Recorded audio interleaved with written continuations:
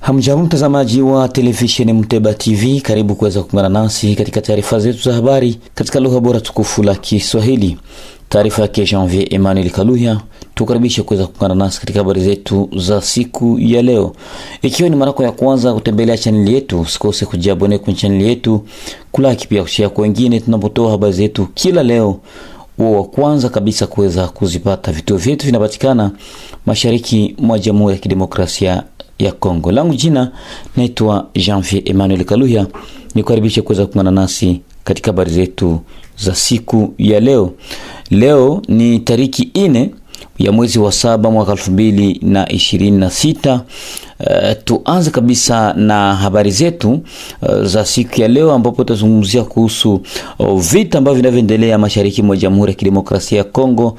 Tutazungumzia kabisa kuhusu shambulizi la drone ambalo liliweza kufanyika pale maeneo ya Mulima katika tarafa la Fizi, yasababisha watu kuweza kupoteza maisha na wengine kujeruhiwa vikali na vitu vingine vya samani kuweza kabisa kuteketea kutokana na shambulizi hilo la drone ambalo lililosababishwa na waasi wa M23 ya tariki 3 mwezi huu Julai mwaka 2026. Raia kabisa wengi waliweza kuyahama makao yao pale maeneo ya Mulima katika tarafa la Fizi.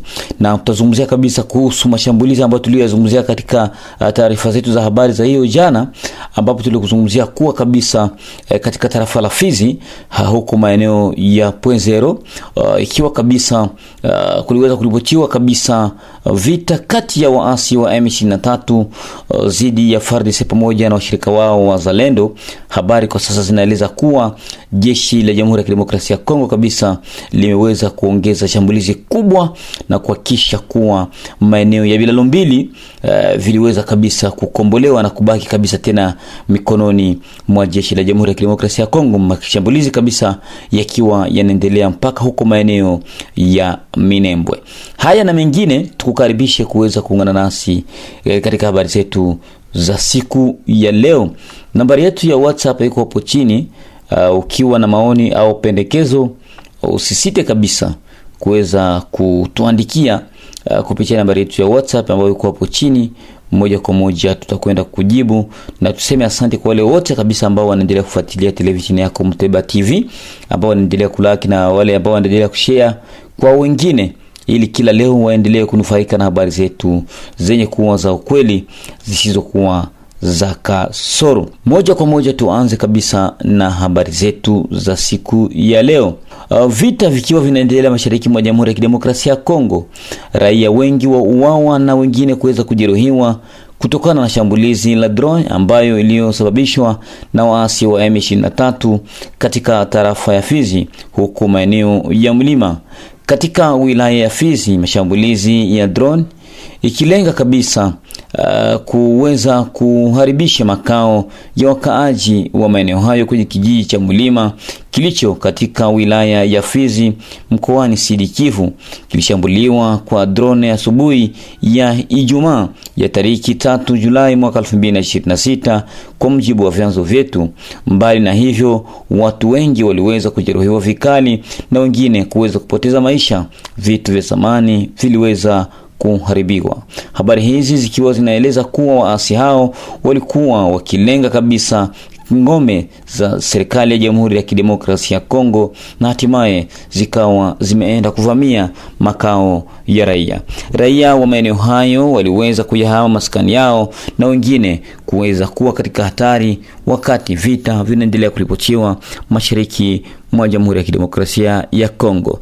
Katika makao makuu ya wilaya ya Fizi, maeneo tu ya Pwenzero, ambapo kabisa habari zinaeleza kuwa raia wengi wao katika hali ya wasiwasi kutokana na mvutano wa kivita ambao unaoendelea kuripotiwa katika mashariki mwa Jamhuri ya Kidemokrasia ya Kongo, hasa kwa waasi wa M23. Kwa mujibu wa vyanzo vyetu, wanajeshi wa Rwanda pamoja na washirika wao wa M23 wanadaiwa kabisa kuendelea na mapambano na kuendelea kushambulia ngome za Jamhuri ya Kidemokrasia ya Kongo tangu tariki 15 Julai mwaka 2026. Mashambulizi haya ya mabomu kwa kutumia drone ambayo kabisa yanaendelea kuhatarisha raia, na wengine wengi wakiwa tayari wamefariki kutokana na shambulizi ambalo linaloendelea kila leo, ambalo linaendelea kuwa athiri maisha ya raia katika maeneo ya tarafani Fizi. Ikiwa tunaendelea na taarifa yetu ya habari katika lugha bora tukufu la Kiswahili, taarifa ambayo inaendelea kuletwa kwenu naye Janvier Emmanuel Kaluhia. Habari zingine zikiwa ni habari za furaha. Jeshi la Jamhuri ya Kidemokrasia ya Kongo linaendelea kusonga mbele kabisa kuchapa waasi wa M23. Habari hizi ambazo tunazo kwa sasa zinaeleza kuwa maeneo ya Bilalo mbili tayari iko mikononi mwa jeshi la Jamhuri ya Kidemokrasia ya Kongo baada tu ya vita kali ambavyo vilivyoripotiwa kuanza mchana wa tarehe 3 ya mwezi wa 7 mwaka 2026. Habari tulizozipata zilieleza kuwa wanajeshi wa Jamhuri ya Kidemokrasia ya Kongo walianzisha kabisa shambulizi maeneo ya Bilalo mbili, kwa sasa mapigano yakiwa yanaendelea kujikita katika eneo la Mikenge, ambapo kabisa mashambulizi ya anga ya FARDC yanadaiwa kulenga kabisa kuvunja ngome za wanajeshi wa Rwanda na washirika wao waasi wa M23 Twirwaneho, Android pamoja na Redi Tabara. Kumbuka, kwa mujibu wa maoni ya wanaandishi pia wadadisi wa mambo wakitaja kuwa jeshi la Jamhuri ya Kidemokrasia ya Kongo wiki zilizopita ilikuwa tayari iko maeneo ya Minembwe, lakini jambo ambalo liloshangaza ni wakati kabisa jeshi hilo liliweza kurudi nyuma. Pia ikiwa inadaiwa kuwa msongamano mkubwa wa kivita ambao unaoendelea kuripotiwa mashariki mwa Jamhuri ya Kidemokrasia ya Kongo, wanajeshi wakiwa wanaendelea kabisa kuongeza nguvu kubwa, huku wakitaka kuelekea huko maeneo ya Minembwe. Hadi sasa tunavyozungumza, ikiwa kabisa jeshi la Jamhuri ya Kidemokrasia ya Kongo FARDC halijazungumza neno lolote kuhusu vita hivyo ambavyo vinavyoendelea, wakaanzi wa maeneo hayo wakiomba kabisa serikali ya Jamhuri ya Kidemokrasia ya Kongo kuweza kuongeza nguvu ili kuhakikisha kabisa imedhibiti maeneo yote ambayo ilikuwa imilikiwa tayari na waasi wa M23. Baada tu ya malalamiko mengi kutoka kwa wananchi, mashambulizi machache ya anga yanaonekana kabisa kufanywa. Inaulizwa kuwa jeshi la Jamhuri ya Kidemokrasia ya Kongo lipo tayari, wakati linaendelea kuongeza nguvu za anga FARDC kuanzia Minembwe Centre hadi Bilalo mbili, sehemu ambapo adui alikuwa ameongeza nguvu. Hivi tunavyozungumza, mapigano kabisa makali ikiwa inaendelea kuripotiwa mashariki mwa Jamhuri ya Kidemokrasia ya Kongo. Tuseme asante kwa nyote ambao mnaendelea kutusikiliza, mnaendelea kufuatilia channel yenu, mnaendelea kujiunga nasi kupitia habari zetu za kila siku.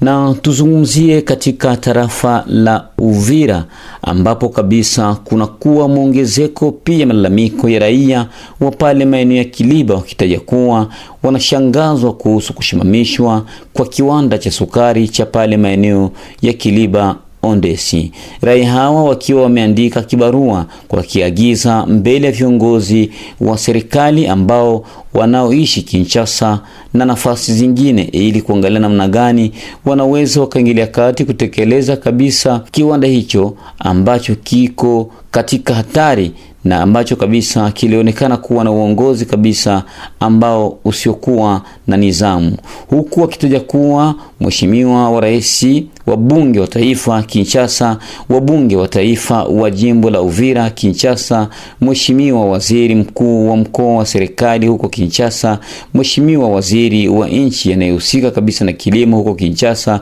mheshimiwa rais wa bunge la mkoa wa Sud Kivu, wajumbe wa bunge la mkoa wa Sud Kivu kutoka Uvira, mheshimiwa gavana wa mkoa wa Sud Kivu Jean-Jacques Purusi, serikali ya mkoa wa Sud Kivu, msimamizi wa wilaya ya Uvira, ombi la uchunguzi kabisa kwa raia na kuimarishwa kwa ulinzi kwa kiwanda cha sukari cha Kivu. Mheshimiwa gavana wa mkoa wa Sud Kivu, asasi ya kiraia ya Kongo ama societe civile kongoleze ya wilaya ya Uvira, kama chombo cha kiraia kinachotetea maslahi ya wananchi, inapenda kuwasilisha mbele yenu wasiwasi wake kuhusu usimamizi wa kiwanda cha sukari cha Kivu kilichoko Kagando Kiliba katika wilaya ya Uvira kwa miaka kadhaa iliyopita. Tumekuwa tukiwafahamisha mara kwa mara viongozi husika kuhusu matatizo ya utawala yanayolenga kabisa kuhusu kiwanda hicho ambacho kimesababishwa na baadaye ambacho kilikuwa kabisa na uongozi ambao haukujali maslahi ya raia, huku tukisisitiza kuhusu kabisa kutolewa kwa sukari na pia dosari nyingi ambazo zilizoonekana katika viongozi wa maeneo hayo, ambapo tungeomba serikali ya Jamhuri ya Kidemokrasia ya Kongo kuweza kuingilia kati. Kwa sasa taarifa zinazungumza katika jamii zinadai kuwa kulikuwa na jaribio la kutoa takriban tani 10 za sukari kutoka kiwanda hicho. Kinyume na hayo, taarifa hizo zinataja kuwa iliweza kuonekana kuwa kulikuwa na kutoheshimu kanuni, pia kuweza kutoa sukari kwa muda wote ambao uliokuwa umepangwa, hasa raia wengi kabisa ambao wanatumika kwenye kiwanda hicho, ambao wengi wao wakiwa wanadai marupurupu na pia wakidai pesa za mishahara yao ambazo kabisa zinatolewa kwa muda ambao uliokuwa umekuwa nyuma kidogo kutokana na matatizo yao. Raia wakiomba serikali kabisa kuingilia kati ili kuangalia namna gani inaweza kurekebisha hali hiyo na kurudisha utawala pia uongozi wenye kuheshimika katika eneo hilo. Turejea katika mji wa Uvira. Mfanyabiashara Muchepe Kirugira ambaye ni mwenyeji wa hoteli Suzana ambayo inapatikana katika jiji na tarafa la Uvira aliweza kurudi tena baada ya siku kadhaa ambazo aliweza kudhibitisha kuwa amekuja katika maeneo yake na pia katika udongo wake. Muchepe Kirugira aliondoka katika jiji na tarafa la Uvira akitumiwa kuwa alikuwa anashirikiana na M23, jambo ambalo kabisa lilikuwa liko kinyume.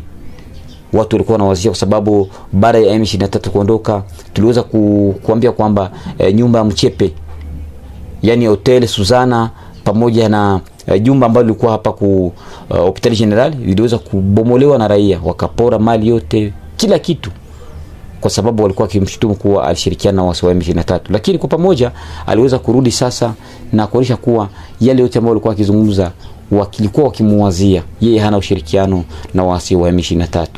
Na wakati akizungumza ametaja kuwa ni amerizika kwa kukaribishwa Uvira kwa sababu kulikuwa na ushawishi mkubwa ambao watu wengi walikuwa wakifikiria kuwa yeye anashirikiana na wasi wa M23. Kwa upande wake alisema kwamba yeye ni mfanyabiashara na hoteli Suzana iko pale kwa ajili ya kupokea wageni ambao wanaweza wakatoka kila nafasi. Kwa hiyo alishtumiwa wakati wa Gasita kwa sababu hoteli yake ndio ilipokea General Gasita katika jiji la Uvira, na baada tena wasi wa M23 kufika walikuwa wanafanya muda wote wanafika pale kwenye hoteli Suzana, wengine kulala pale.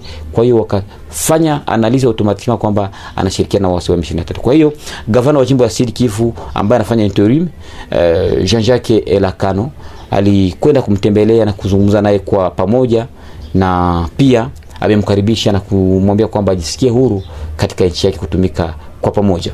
Na ni hapa ndipo tunafika mwisho wa taarifa yetu ya habari katika lugha bora tukufu la Kiswahili. Taarifa ambayo imeletwa kwenu na Janvier Emmanuel Kaluya. Ikiwa ni mara yako ya kwanza kutembelea channel yetu, usikose kujiabone kwenye channel yetu, kulaki pia kushare kwa wengine tunapotoa habari zetu kila leo. Wa kwanza kabisa kuweza kuzipata. Vitu vyetu vinapatikana mashariki mwa Jamhuri ya Kidemokrasia ya Kongo.